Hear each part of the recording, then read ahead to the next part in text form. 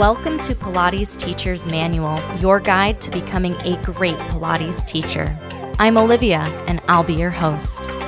Join the conversation and the Pilates community on Instagram at Pilates Teacher's Manual, and visit buymeacoffee.com/Olivia Podcasts to support the show. Today's chapter starts now.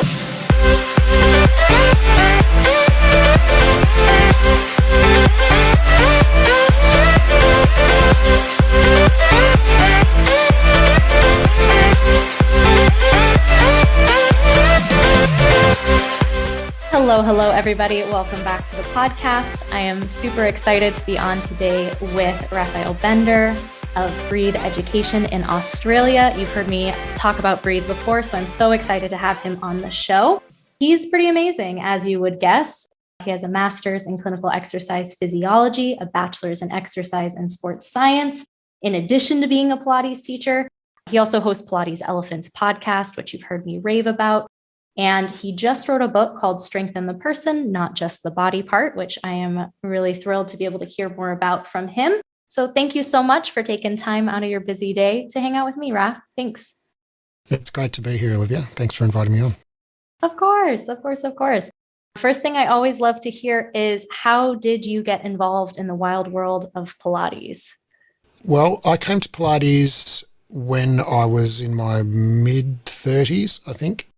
I've always loved movement. I think like many of us who've been to Pilates, all through my youth, I did athletics. I used to love running and exercising and in all shapes and forms. And in my 20s, I learned martial arts, and I actually had a martial arts school. Like, that's kind of a grandiose term. It was, a dingy room at the back of the local gym for a number of years, and was also, pretty much into yoga. I used to do Ashtanga yoga very regularly for a few years. Probably around the early 2000s, I really got interested in opening like a business with martial arts plus yoga, and I thought, we'll whack on Pilates on there as well, because that seems to be popular. I had never done Pilates, but I just thought, it kind of goes with yoga, So I thought I should go and learn something about how to run a yoga and Pilates studio, because I didn't know anything about business. I was a musician and a martial artist, and I knew, nothing about money or business or any of that stuff.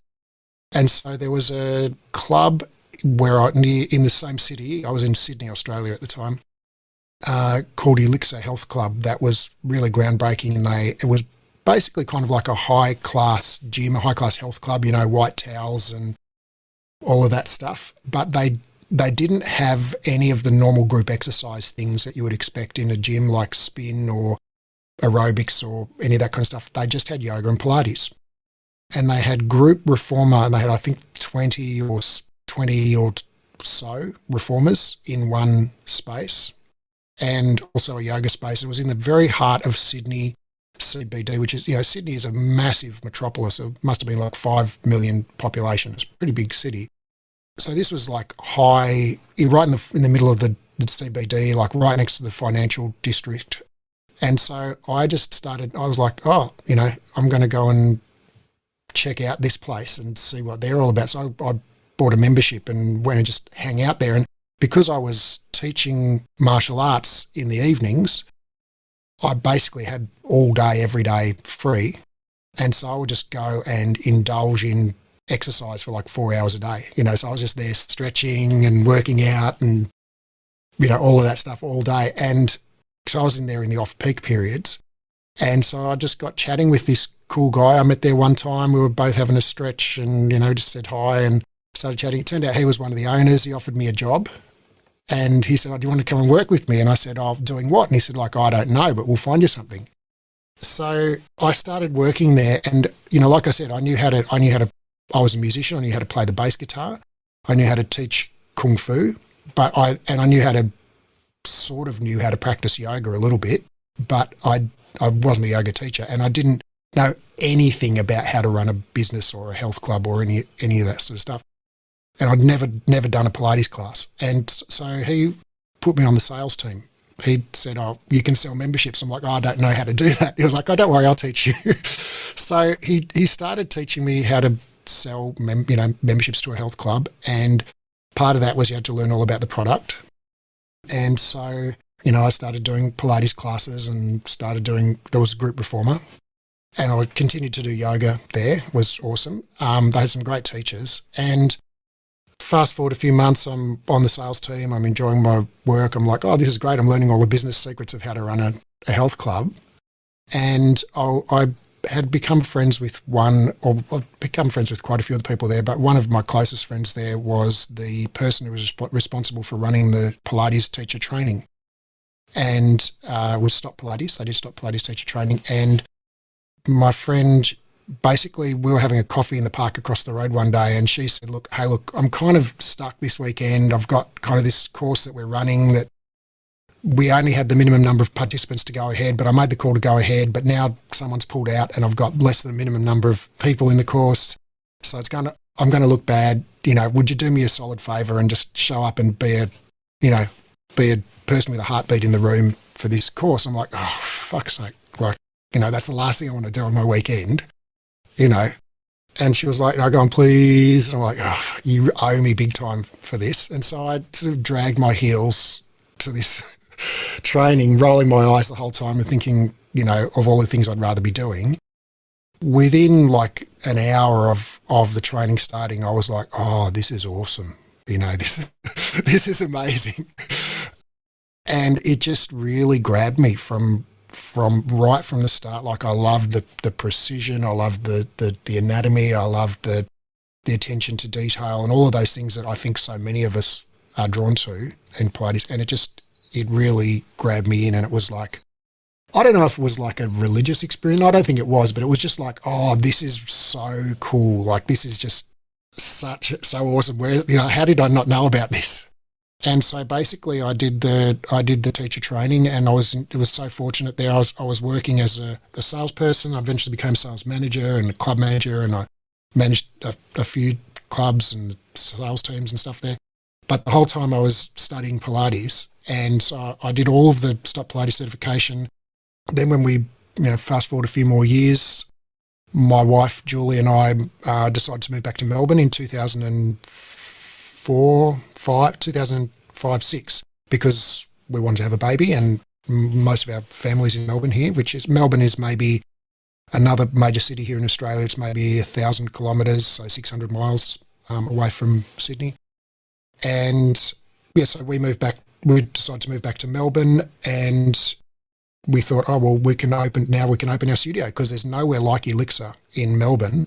We thought, great, we can, I know everything about how they run their business. I've opened 3 clubs for them. I know, 2 clubs for them. I've run the sales teams there. I've managed the clubs. I know all of the systems and processes and all of that stuff. And so we had a couple of friends who also had a kind of a similar idea, and we opened a studio together called Breathe Wellbeing. And part of the Elixir model was that they trained they ran the Stop Pilates trainings because at the time in Australia, with group reformer being such a new thing, there was basically nobody who knew how to teach group reformer. And when I say group reformer, I mean 20 reformers in a room, like a fitness style, high intensity fitness class. And so they had to train their own. And that's why they did the Stop Pilates training. It wasn't really a profit centre for them.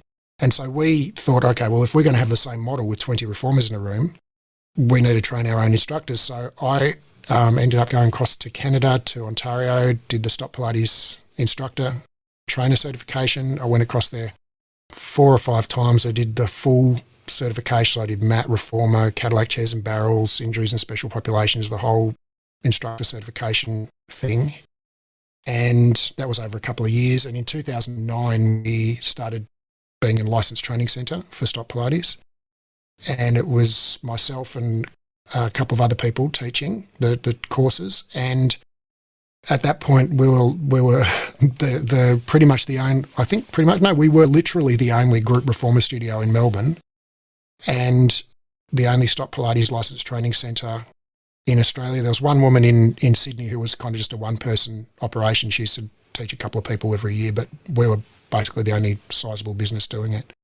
So yeah, it really was totally an accident. It was not even an accident. It was like I was an unwilling participant, you know. Yeah, so that's the story of how I found Pilates. Wow. Wow. But I will say sometimes it happens like that. I mean, that's actually really similar to how I got into a teacher training program. I was working at the studio and I was filming the lectures and I was like, hey, this is actually kind of neat. Can I do this also? So I think that that's wild. And sometimes, you know, you're in the right place at the right time and it all works out. Yeah, yeah. I think life is full of surprises and unexpected directions like that. And I think that if you really want to make God laugh, show him your business plan sort of thing. It's like, you know, I think plans are great, but basically life throws twists and turns at you all the time. It's good to go with it rather than fight against it. And I'm also hearing, I guess Australia does like really big group reformer classes because I've taught 12 and I was like, this is a lot of people. And 20, like that's wild. That's awesome. Yeah, that's something that intrigues me at the moment. And I really see that there's a rapid evolution of the industry and the method happening at the moment. I think, you know, we're not yet, we haven't reached a steady state of the industry. And I listened to your episode a few episodes back of the eras of Pilates, you know, and I think we're in kind of a time where it's interesting to me. Like when I went across to Canada to start Pilates, I was just, you know, I was young in Pilates years. I had stars in my eyes. I was like, oh, I'm going to the source of all the great, you know, all the people I've seen on the DVDs and in the manuals. I'm going to meet those people. And so I went across there and the training was awesome. But I actually went to Stop Pilates headquarters, which is in Yonge Street in Toronto. And I was like, oh, I'm going to see their actual studio. You know, I'm going to learn so much. And I went to the studio. I was very underwhelmed. I was like, this is kind of lame. Ours is already better than this. And so the next time I went across, I did a bit of a tour and I went visit a whole bunch of studios and did some great sessions, you know, fantastic teachers, but like just in terms of like as a business owner, thinking like, okay, how can I pick up some business ideas from the US, which we always think of the US. Here in Australia, we feel like we're at the butt end of the world. You know, we feel like, we're just kind of hanging on the bottom of the planet while, you know, everybody else is at the top of the world, you know, and we're just kind of in the antipodes here. And, you know, I mean, if you order something off Amazon, it takes freaking 6 weeks to get here. And, you know, it's like everything just takes a long time because we're far away from most of the industrialized world, which is in the Northern Hemisphere. So we always sort of think that, you know, like, you know, movies come out here like 4 months after they come out in the US.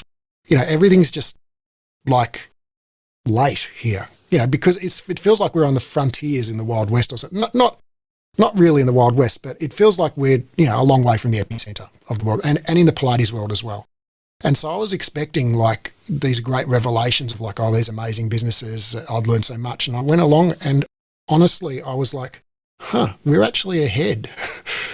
We're actually ahead from a business sense, you know, in terms of creating a sustainable business that is profitable.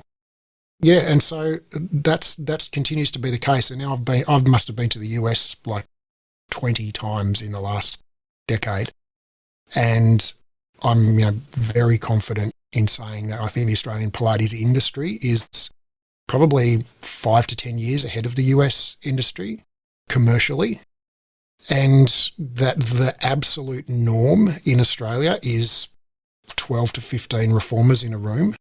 And if you and Pilates in Australia is one of the top 3 physical activities for women in their kind of 30s, 40s, and 50s, and, you know, very close to that for women in their 20s and 60s. And that if you asked, you know, 99% of those women who do Pilates on a daily basis, you know, what is Pilates? They'd say it's 15 reformers in a room. You know, most of those women have never heard of Matt Pilates or Cadillac or Joseph Pilates or Romana or any of those things. They think to them Pilates is you go along, there's some pumping tunes, And it's a sweat session in the best possible way. I mean that, as a positive. Whereas in the US, my perception is that Pilates is still much more seen as a kind of a bespoke, artisanal sort of exercise that happens, generally but one-on-one or maybe one-on-two. Or when people in the US talk about group reformer, they often mean like 5 reformers in the room. And I know that, there's Club Pilates, which has 12, but, and we can get into that if you want. But I still think Club Pilates is, from a business standpoint, is set up quite inefficiently. And it still has a lot of that kind of artisanal approach sort of baked into what they're doing. I see what Club Pilates is doing is kind of like they've taken a big step towards the model that we have here in Australia with multiple reformers in a room, but it's sort of like the amphibious beasts that crawled out of the ocean, in the Pleistocene or whatever. They had kind of hands and feet, but they still had gills or something, like it's kind of a half the missing link model. Yeah, so in Australia, it's totally the norm. Like it's no one bats an eyelid. It's expected. Like if you walked into a Pilates studio and there are only 5 beds, you'd be like, this is weird, In some ways, I'd say in Australia, you probably missed out on a lot of the drama and a lot of the sort of like keeping up with the Joneses of Pilates studios in the United States, because they do have very much you teach the way that your teacher taught kind of thing, and everything is small, and definitely emphasis on one-on-one. And if it's going to be a big group, like I remember coming out of my teacher training being like, oh my gosh, 6 people is too many. Like, how can I give an experience if there's 6 whole people, And then I was able to work in Club Pilates and work with 12, but I don't know if the focus is different. And I do want to touch on how Breathe kind of changes the game in terms of teacher training, if you'd like, because especially right now, as I'm going through Breathe's program, like the emphasis is different and like what I'm getting out of it is different. And I don't think it's just because I've already done a teacher training. Like I think that like the way you're being taught Pilates is also a little bit different. Well, we in our teacher training, we've been through so many iterations of our teacher training. When we started in 2009 teaching Stop Pilates, we taught their core curriculum for 3 years. And over that time, we just noticed that because the reason that we taught the curriculum was because we wanted instructors for our own studio. And what we found was that we'd teach people, they'd get 99 on their exam, certain people, not everyone, and we'd tap those people who got 99 on their exam on the shoulder and say, hey, do you want a job? And so we got the luxury of skimming the cream off the top of the milk and having the best candidates. But even those people were like, there was a massive gap in their skills, that we were like, okay, we want you because you're the absolute best person in this whole course, but you're still like 3 levels below where we need you to be to actually put you in a class of our clients. And so, after a while, it kind of dawned on me that's like, oh, well, if this instructor training program is designed to turn out people who are instructors, it's like, but even people who like totally ace the course, the certification, they're nowhere near job ready. That was kind of a head scratcher for us. And so we just started building in those extra things like, into the course that we wanted. And it was like, it really just started organically. And we just started going, okay, let's give them some homework to do in between face-to-face sessions to think about queuing or to think about, client retention or think about customer service or whatever. And, after a while, it was like, oh, the homework's actually ballooned out, and now it's like we're kind of teaching them twice as much as we were before, and people were starting to get overwhelmed. And then at one point someone came back to me and said, oh look, I moved away to this other city and did the reformer training with us, and then they went and did some other mat training with someone else in Stop Pilates, and they came back and said, oh, what they taught me was totally different to what you taught me. And I'm like, I think we're actually not teaching Stop Pilates anymore. So at that point, we decided to break with Stop Pilates and teach our own training. That was 2012, early 2012. And so we basically just took what we'd developed, took out the Stop Pilates specific content and taught what we'd developed, and we've been teaching it ever since. And we've basically updated the course at least once a year, and it's had 3 or 4 major overhauls where we've basically started from scratch, from a blank page, and rebuilt it. And so in its current iteration, the certification is mat work and reformer, and it's based on Joseph Pilates Contrology. So we teach as closely as possible the original exercises, the original choreography, the original instructions, all of that, as per Joseph's book Return to Life. As you know, that's the textbook for the course. So we, every one of our students has a very, very well thumbed copy of that book, because we go like line by line through the written instructions, the convoluted written instructions. I still can't understand what he means when he's talking about one leg circle. I still get confused about which leg is supposed to be. And that's not because I forget. It's like I've read that passage so many times and I just can't make head nor tail of it. But luckily, we've got a lot of archival footage of Joseph teaching Ted Shawn and a bunch of people at Jacob's Pillow, and Joseph teaching other people on reformer and stuff. So, we try and use the archival stuff as much as possible.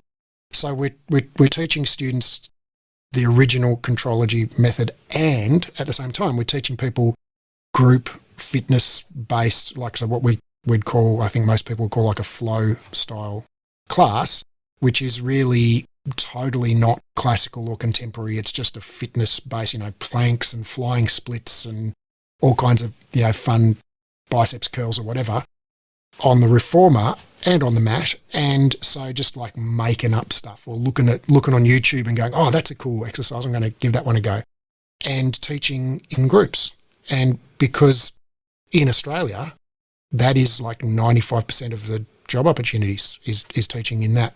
But we still wanted people to understand the history and, where it's come from and, how it's developed over time. So, so we teach, but the whole course is predicated on being a group teacher. Like, we don't teach posture analysis. We don't teach any of that kind of one-on-one assessment stuff. We teach, you're going to be teaching a group of people on a mat or a group of people on a reformer. And because that's how you make a living. What I'm really appreciating about the course right now as well is that it's beyond just the choreography, that you're also learning the best ways or actual pedagogy on how to teach, which is something that was left out of my teacher training, where it's like, well, this is the choreography, but there wasn't. And we talked about, layers and like, how can we build an exercise up?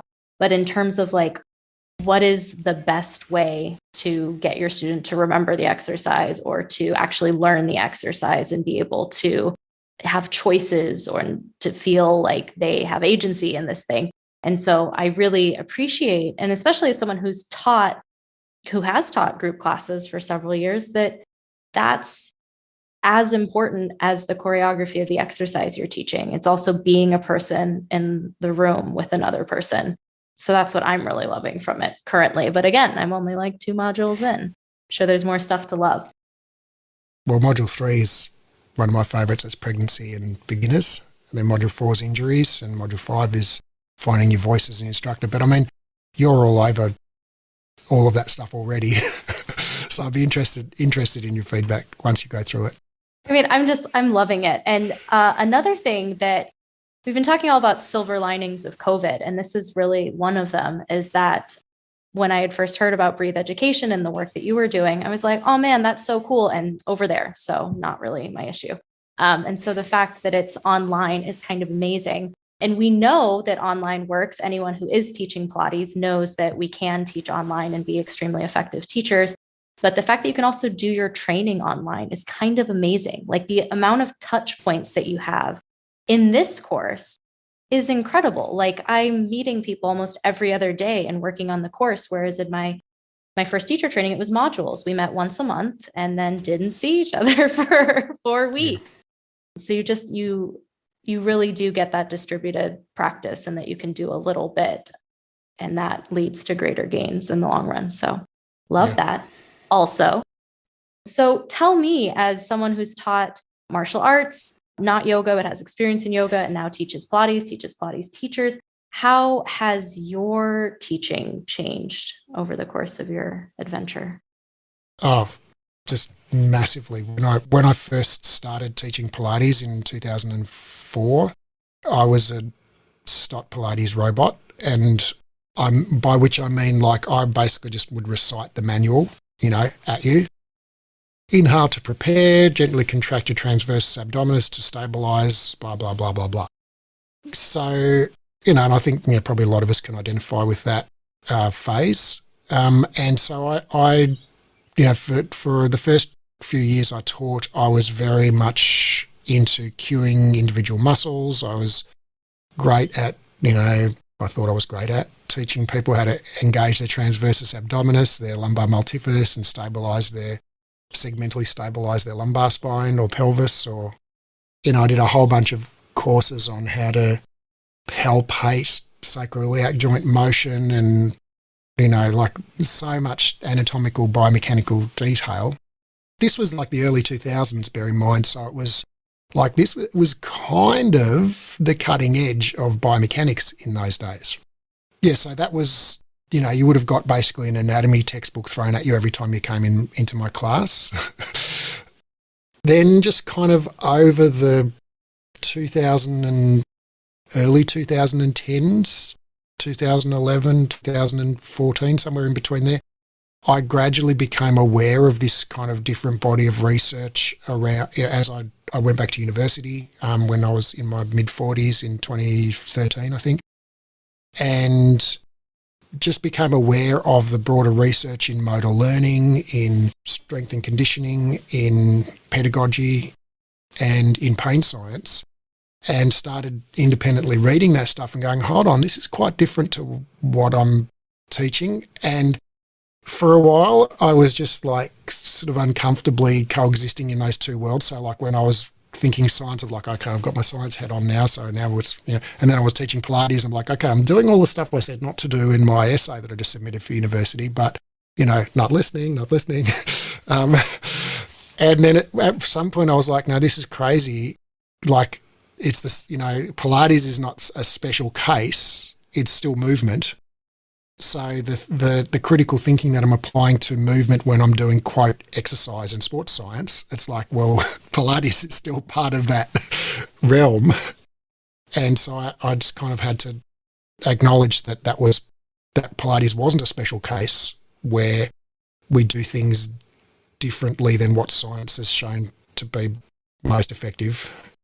And so I just started incorporating those things, the kind of science-based knowledge into my teaching, like not cueing muscles, but cueing people to focus outside their bodies on a result of the movement, like giving fewer cues, like giving, like not kind of being the boss of the client and telling them what to do every step of the way, but giving them options and invitations and co-creating with them, like not worrying about which muscles they were activating.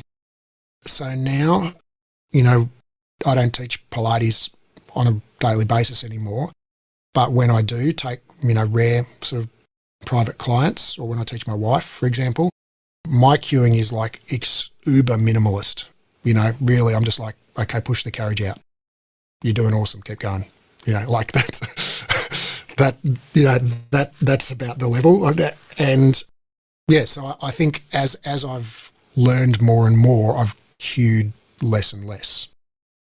I think Pilates has been treated, at least in the United States, as like an unchangeable thing, and it has to be taught, especially if you subscribe to lineage and you're like, well, I have to pass on, what my teacher passed on to me, which is interestingly also very big in the Ashtanga tradition. I also practice Ashtanga.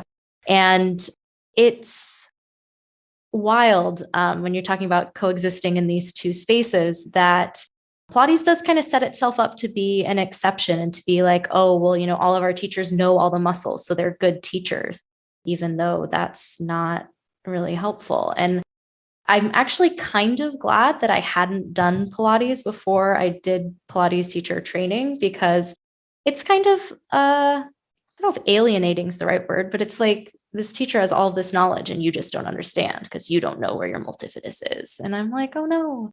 And that's obviously not the kind of experience you want your clients to have, I hope. I just love that your teacher training has changed, because not a lot of teacher trainings change. It's just the same. And like, this is the manual. There you go. And even if you did the training 10 years ago, like definitely something changed, but it doesn't. Yeah. If you did our training last year, you would have found it significantly different to what you're experiencing at the moment. I think there's a timeless tension, and I think it's just part of human nature, between people who want to look backwards and preserve, the past, and people who want to move forwards. And, I'm quite interested in history. And so one of my favourite podcasts of all time is called The History of Rome with Mike Duncan. And it's several hundred episodes on just the history of Rome from its inception in about 600 BC to the collapse of Byzantium in about 1400 AD. And, one of the things he talks about is about 100, I think it's 100 BC or 100 AD, I can't remember which. But anyway, the Roman legions are, for the first time ever, they're kind of losing to these new barbarians that they've met, who've got these crazy tactics. Because back in those days, like, the accepted military tactics was, you get a block of men with shields on one side and a block of men with shields on the other side, and they walk towards each other and hack away at each other, and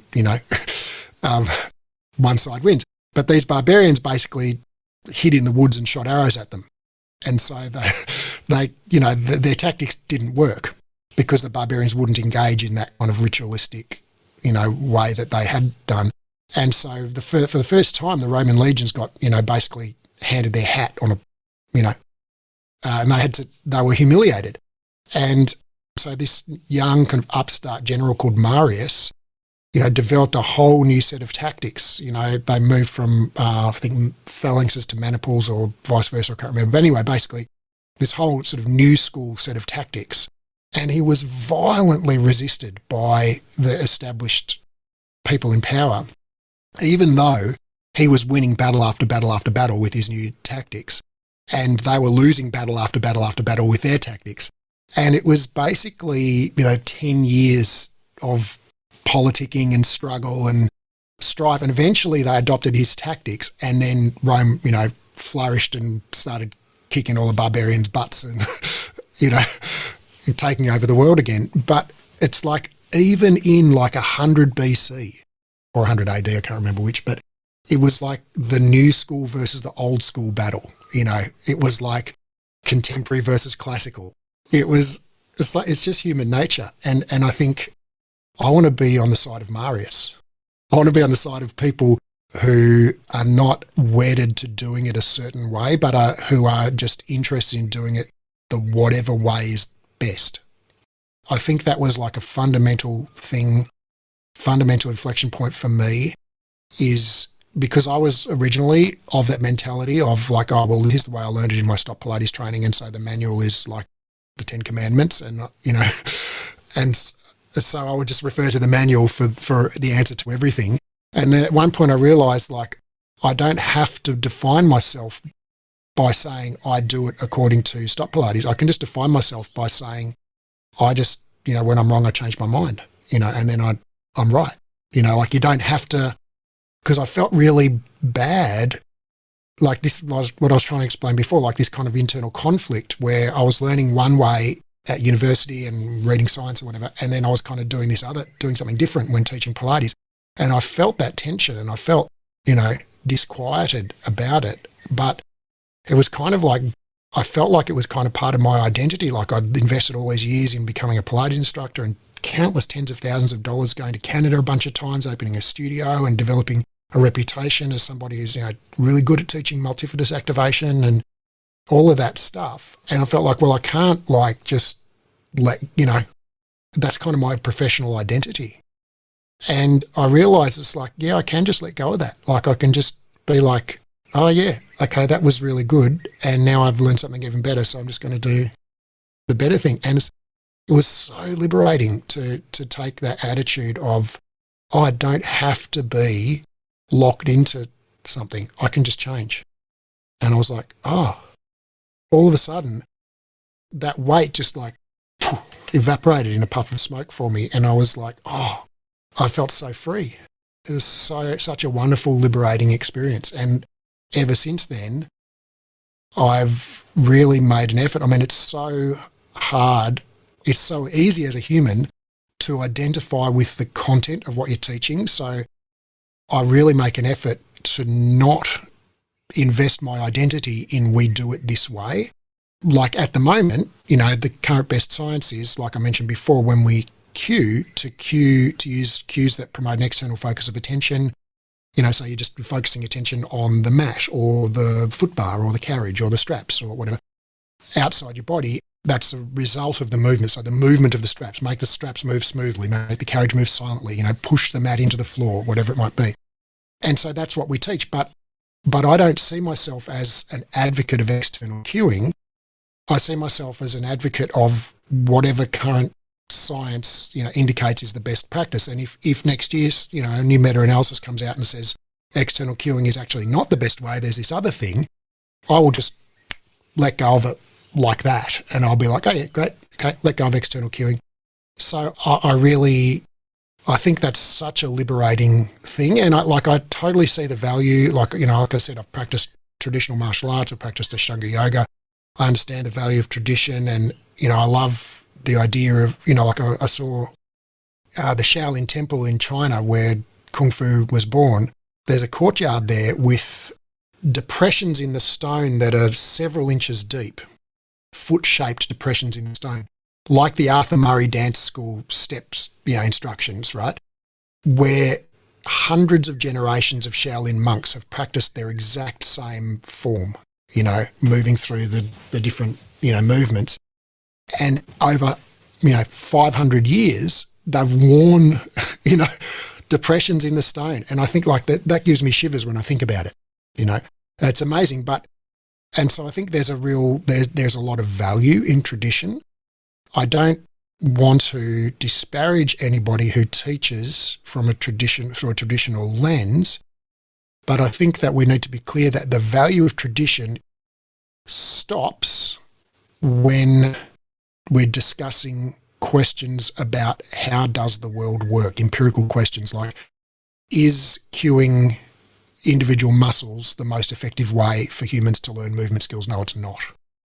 Right? And if tradition says it is, well, tradition is wrong. Is there a value in learning, a flowing sequence of movements like Joseph Pilates taught because it puts you into a flow state and there's a connection with history? Yes, there's a massive value in that. But yeah, that's not the same thing as saying everything that Joseph said is true, or everything that Romana said is true, or everything that my teacher said is true.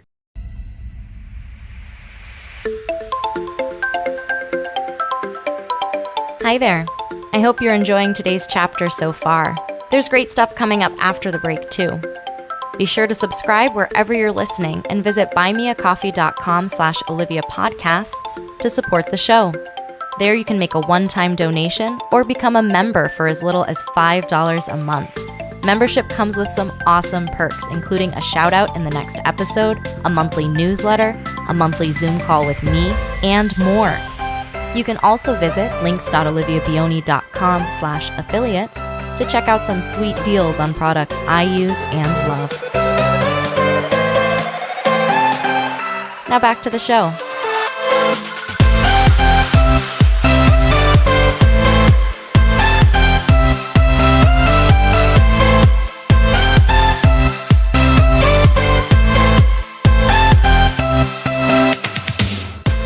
I think what we're getting to as well is this idea that things change. What we know about things changes over time. And, I can't imagine that, hygiene practices from 200 years ago are things that we want to be like, well, we didn't used to take baths, it seems like a silly thing to hold on to. And also knowing that it's going to change. Sometimes I like to imagine 200 years from now, we're all gone. Our grandkids are maybe running around, or maybe they're not. I don't know how long we live then. But is Pilates going to be exactly the same? Is the way we exist in the world going to be exactly the same? Hopefully we've learned some new things. And if we can implement those things to the benefit of the people we work with, the more the better. Yeah. You can hold both of those. I think it's also interesting to me, this sense of tradition, because the history of Pilates is very recent, and pretty well documented, especially over the last sort of 30, 40 years.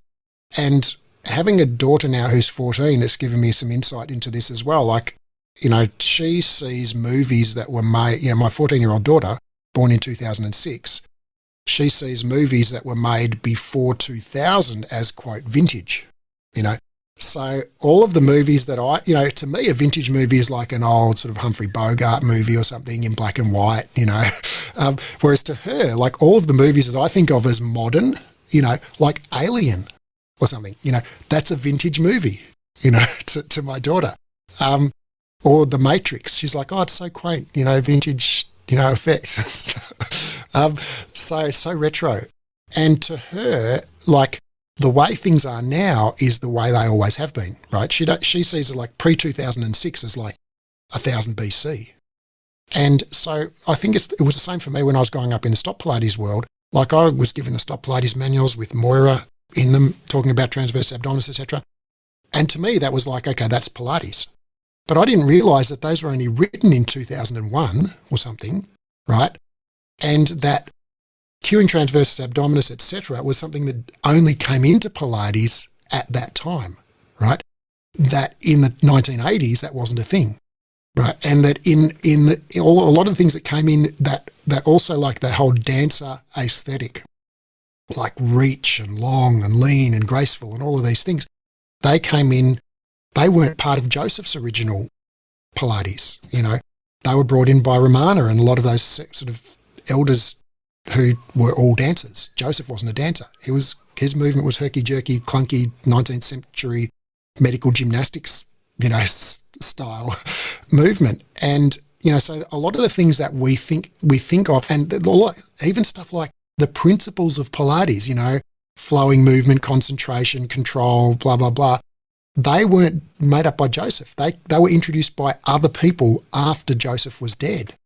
And so, like, a lot of these things that we assume as like inherent parts of Pilates, like cueing individual muscles, Joseph never did it.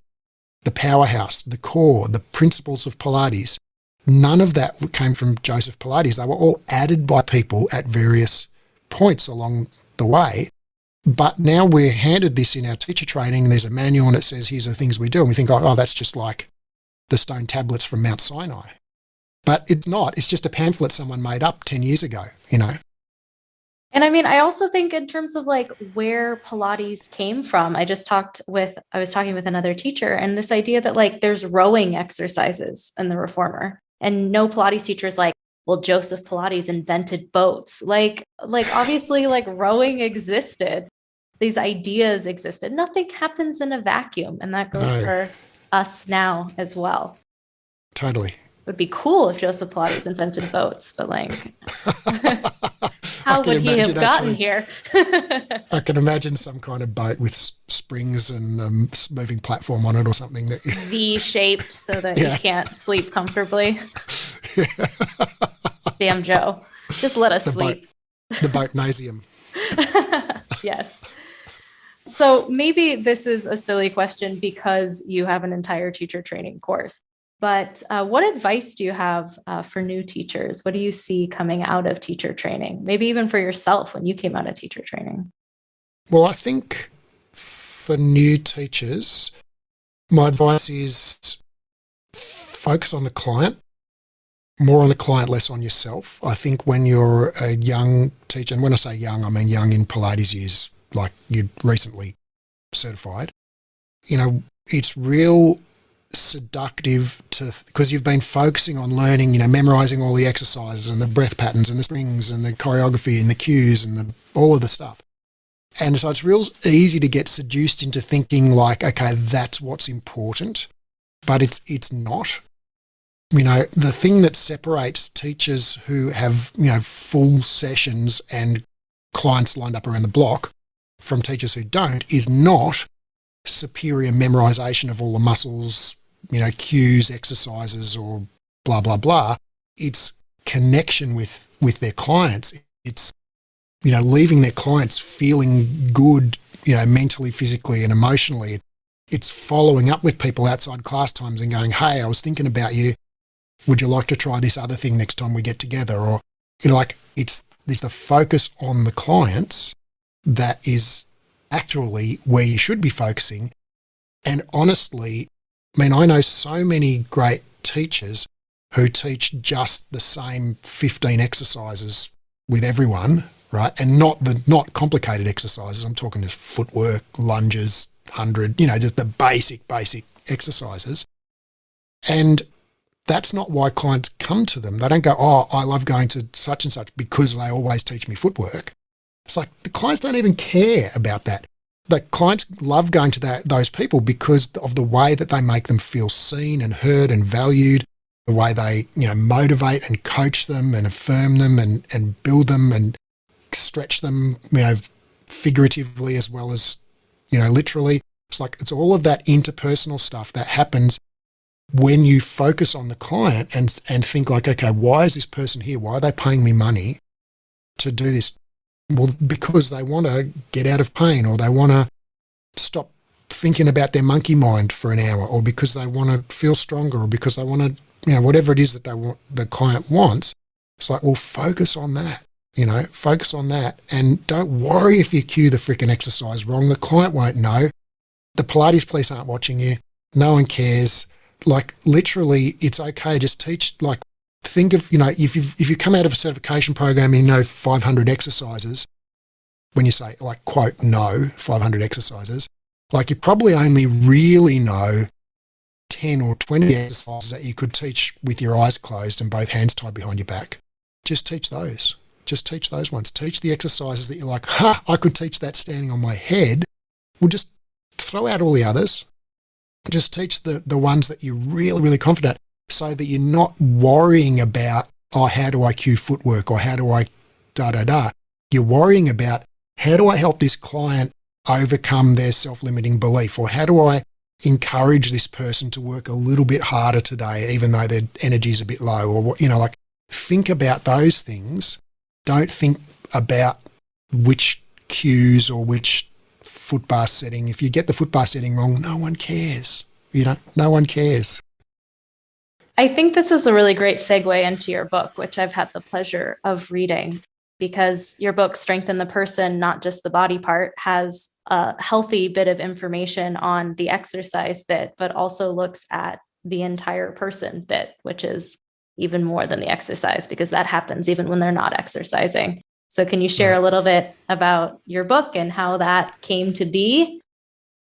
Well, I've been teaching Pilates now 15 or 16 years. And like I described, my journey has been from one of extreme orthodoxy, teaching verbatim from the manual, to gradually starting to question that and then teaching my best understanding of the science, what science tells us is the best way to teach.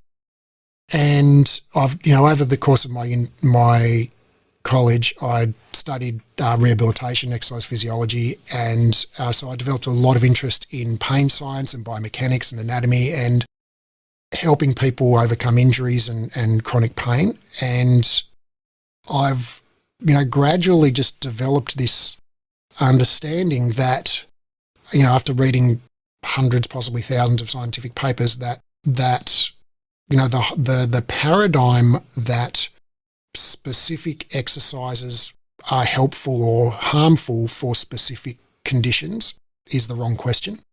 The most common question I get when we teach rehabilitation is like, which exercise should I do for disc bulge, or insert, other condition here?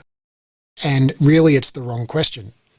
The fundamental, I think, misconception that I really want to correct is that pain and injury is this kind of strictly biomechanical phenomenon, where I think the 19th century paradigm of the human body as a machine with cogs and levers. So this is like a metaphor that we've had for 100 years or more, that the human body is, and it's like a 19th century industrial model of the body is a machine with cogs and levers, and the brain is an electricity system with wires going through the body, which are the nerves. And so when you have pain, you have there's a problem with the cog or the lever, something's worn out or something like that. And that, you know, so the signal is transmitted up a wire to the brain, and when the signal gets to the brain, then you have pain. And, you know, maybe people haven't been taught that explicitly, that metaphor, but that is the implicit sort of mental map that most of us have of how pain works. And so it's like when we have that signal of pain in the brain, that is an indicator that there is something wrong somewhere in the body. You know, one of the cogs or levers is out of whack somehow. And so it's our job as movement professionals to realign or rebalance the cogs and the levers, and so everything's moving smoothly. You know, and you could even extend the metaphor a little bit further and say, okay, if we work with fascia, maybe it's our job to, you know, decompress the cogs and levers or whatever, you know. But basically it's thinking along a mechanical reasoning process, you know, A plus B equals C, you know, misalignment plus movement equals pain or something like that. Whereas in reality, that just doesn't fit, like just reams and reams and reams of evidence that it doesn't fit the facts, and that pain is a what's called a biopsychosocial phenomenon that is, it's complex and it's systemic, and it's very possible to have pain without injury, you know, and we've all had pain without injury. You know, like many of us have had this experience of just like getting a random ache or pain in your body somewhere. It's like your shin starts hurting for no apparent reason, and then shortly afterwards it stops hurting, or whatever it might be. And even people with, say, you know, a quote, air quotes here, injury, disc bulge, right? They have good days and bad days. Some days, people with a disc bulge, they might have terrible pain. Other days, they might have virtually no pain. Well, does their disc bulge heal and then rebulge and then heal and then rebulge? Is that really what's happening from one day to the next? And in fact, there's fascinating research in people who've had limbs amputated, that there's this really common phenomenon called phantom limb pain, where around 85% of people who've had a leg amputated feel pain in their amputated limb, you know, like in this non-existent body part, right? So it's so fascinating. And so much of this points to or inescapably points to the conclusion that pain is not in the body part. So you don't have pain in your leg, right? Because you can have pain in your leg even when you don't have a leg. Pain is in the brain, and pain is not an infallible indicator of damage. It's a complex phenomena that is result of multiple, you know, inputs into the brain. And when I say it's in the brain, I don't mean for a second that it's imagined or it's made up or it's, you know, anything like that. I just mean like literally, if you do an MRI of somebody, a PET scan, when they're experiencing pain, nothing's happening in the arm or the leg. Like the stuff that's happening is happening in the brain. So we could still have back pain if we were just a brain in a vat. And so the things that affect pain are mostly systemic factors. So things like systemic inflammation, things like, you know, poor sleep, stress, low self-efficacy, negative pain beliefs, poor mental health, all of these things. I mean, everybody knows from their own experience, right? If you've got a sore back or a sore neck or a sore whatever, or if you stub your toe, right? It hurts worse when you're stressed, when you're underslept, when you've got low resilience, when you've just had you've been fighting with your loved one, whatever it is. It's like, we all know this. It's like, it's totally self-evident when you think about it, right? But yet, you know, as movement professionals, we think, oh, well, you know, we'll just fire this muscle and that'll solve it for you. It's like, well, how is that going to change it? And we also have this model that, you know, specific exercises address, you know, so you've got a disc bulge and therefore we'll do some exercises to strengthen your core that will stabilize your spine and take the pressure off your disc. Well, that's wrong on a couple of levels. One is like when you truly understand the biomechanics, and we don't have time to go into it here because it's like a 4-hour conversation, but when you understand the biomechanics of the forces on the disc wall in movement, actually, you know, when you activate your core, your abdominals, okay, you increase compression on the spine. And so just putting that to the side, whether you have back pain or not is a result of, and how much back pain you have is a result of a complex interaction of so many factors. And we have this notion that, oh, if we fire this muscle or strengthen that muscle or change your posture or whatever, that's going to change it. Well, that's changing. It's like you go into a jumbo jet cockpit, right? And there's 7,000 switches and dials. And that's just going, okay, this one dial is going to solve all of the problems. You know, I'm just going to fly the plane using only this one switch. It's like, it's just, the human brain is just so incredibly complex. And it seems like that the effects of exercise are in fact not specific like one switch. It's more general. When you exercise, it reduces systemic inflammation, okay, which we know is correlated with pain. It increases self-efficacy. It releases endorphins. It improves neuroplasticity. So, you can rewire your brain to be less sensitive to pain. It, improves mental health. Like, exercise helps on so many dimensions that all influence pain that are not specific to the tissue where you, quote, feel the pain, whether that's in your knee or your back or whatever. And so that's why we find that exercise helps pain, but it doesn't really matter what exercise you do. Does strengthening your core help back pain? Yes, it does.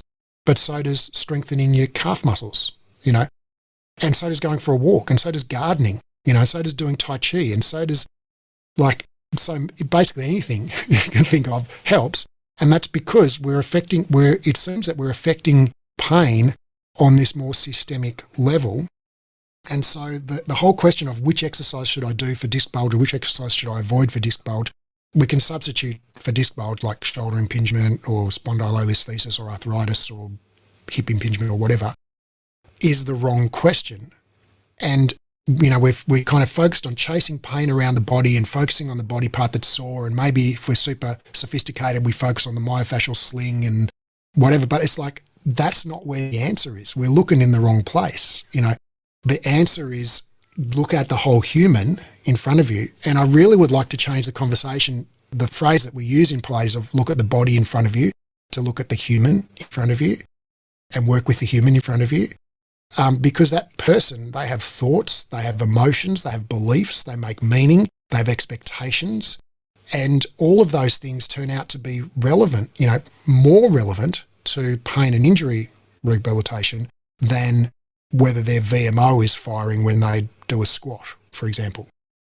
I think this is what drew me to Ashtanga yoga and then to Pilates as well, was this idea that you do all of the exercises. It's not like, oh, well, you got to do back bends, or, oh, well, you got to do some twists. It's that you do all of these poses, or you do all of these exercises. And if you do all of them, you'll be better off, And I think that sort of going back to contrology, or like looking at it as an entire tapestry instead of trying to pull out one thread that's gonna be the answer.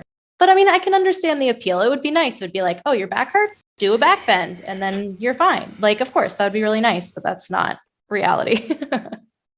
Yeah, I love that metaphor of a tapestry versus a thread, and absolutely think, Joseph Pilates got that really, really right. The whole body movement. It's not about this or that pet set of muscles. Yeah, great. Like just what you teach as a regular Pilates session, forward bending, backward bending, side bending, twisting, legs, arms, all the things. That's what's good for people who've got back pain or neck pain or knee pain or shoulder pain, And it's not so much which moves you do as how you deliver that exercise in a package of communication and social interaction and expectation building and collaboration with the client and a whole bunch of stuff that is not like specific to the exercise, but is very, very important to people's pain experience. So the strength in the person, not just the body part, the premise behind it is moving away from this biomechanical model of cogs and levers and wires and moving, accepting the current biopsychosocial understanding of pain, which says that pain is an output of the brain, result of a complex interaction between multiple factors, including lots of stuff that happens in the brain, like thoughts, emotions, beliefs, expectations, etc. And that the amazing thing, though, is even though it's complex and it's systemic, we can have profound and complex results with a simple intervention like exercise. Because when you package footwork, for example, the simplest exercise in all of Pilates just about, when you package that inside a therapeutic alliance with the client where you collaborate and you trust and you mutually develop goals that are meaningful for the client, and where you help the client build self-efficacy and expectation that they're going to get better, all of that stuff. Exercise can profoundly influence many of those complex factors, things like sleep and stress. Well, exercise helps you sleep better. Exercise reduces stress. Exercise improves mental health. Exercise releases endorphins. Exercise improves expectation. Exercise improves self-efficacy. It's like we don't have to do specific different interventions for all of these things necessarily. We can just give like the same simple exercises that we've been giving people with just a different narrative and a different mindset of collaboration with the client rather than kind of directing the client. We coach the client. And it turns out that, when we follow the science, it's actually the simple things that work best rather than the complex things, which I think is wonderful because it means like it's really easy to learn how to give best practice care. It's actually a lot easier than learning how to give like non-evidence-based care. So the book is my attempt to share that knowledge in a way that is accessible to people so that basically I've read and digested those research papers and hopefully presented them in a way that is easy for people to, they're kind of pre-digested for you, right? And I've tried not to oversimplify it, but I've tried to present it as simply as possible, but not more simply, so that people can understand the science and they can understand that a little bit of the nuance, on both sides. And that gives people a real clear, simple evidence-based framework to reason and problem solve through any injury. That's awesome. And it's available now. I will link in the show notes so that you can check it out because it is pretty sweet and definitely lives up to expectations in terms of science and levels of awesomeness. Well, thanks to you, Olivia, because, you read an advanced copy of the manuscript and gave me some really, really awesome feedback, which I've incorporated into the book. So thank you. Well, I am excited to read the official copy now. Yay. Is there anything else you want to slide in? I don't want to keep taking up all of your time, but is there anything else you want to touch on that has not been touched upon? Just that you're doing an awesome job. And, like you said before about the pandemic, really changing the industry and stuff, and absolutely. And one of the things that's been great for me, and I think for many of us, is that I now feel like I have like genuine friends all over the world.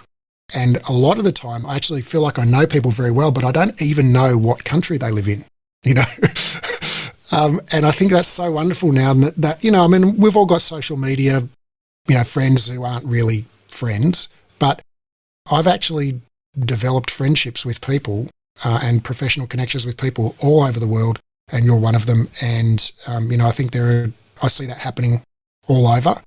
And I think it's been a fantastic kind of silver lining of the pandemic that has brought a lot of us together on social media around the world. And your podcast it's not really social media, but it's sort of part of that whole sort of evolution. And, I look at your list of guests and, I recognize most of those people and, so I think, you're making a fantastic contribution to this whole conversation, and keep up the great work. Thanks, Raph. That means a lot coming from you, but I really appreciate you taking the time and being on the show and sharing your wisdom. What a ride, man. What a treat. Thanks for coming on. Yeah, I think we're not. It's not over yet. And I think there's a lot more to come. Yeah, the adventure continues. Until next time.